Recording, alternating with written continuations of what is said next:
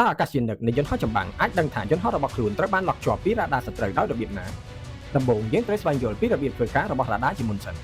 ជាធម្មតារ៉ាដានៃប្រព័ន្ធការពារអាកាសតែងតែស្កេននៅមុខសញ្ញាឬវត្ថុហោះហើរដែលចូលដែនអាកាសរបស់ខ្លួនដោយបន្សាយចេញនូវរលកអេឡិចត្រូម៉ាញ៉េទិកហើយឆ្លងកាត់ការវិភាគទៅលើរលកសញ្ញាដែលជះត្រឡប់មកវិញគេអាចដឹងពីចម្ងាយល្បឿននិងទិសដៅនៃវត្ថុទាំងនោះពីដូចជាយើងចាំងពន្លឺពិលទៅក្នុងទីងងឹតតាមរកអ្វីមួយហើយពន្លឺនឹងចាំងត្រឡប់មកវិញនៅពេលដែលវាប៉ះនឹងវត្ថុដែលមានចំណាំងផ្លាតឬមួយក៏ពេលដែលយើងចោលដុំថ្មទៅក្នុងទឹករលកទឹកដើរទៅប៉ះនឹងវត្ថុអ្វីមួយឲ្យមានរលកដើរបកក្រោយវិញយ៉ាងណាមិញការស្កេនក្នុងវិសាលភាពធំទូលាយបែបនេះគឺមិនបានធ្វើឲ្យអាកាសយានិកដឹងខ្លួននោះទេ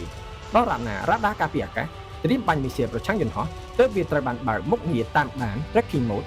ដើម្បីបង្រួបវិសាលភាពនៃរលកសញ្ញានិងផ្ដោតទៅលើគោលដៅដដែលពេលនោះប្រព័ន្ធ OWR ក្នុងយន្តហោះនឹងបន្លឺឡើងថាត្រូវបានឡុកជាប់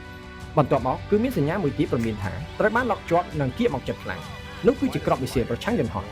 ពេលនោះជំរឿនរបស់ពីលុតមានតែប្រមាណវិនាទីប៉ុណ្ណោះដើម្បីបង្កើនល្បឿនបាត់ត្រឡប់ខ្លួនបាញ់គ្រាប់បញ្ឆោតដើម្បីគេចចេញតែដោយមីស៊ីលសប្តាហ៍ថ្ងៃមានល្បឿនដល់ទៅ4ទៅ5ម៉ាច់តែលើសពីល្បឿននៃយន្តហោះចម្បាំងច្រើនដង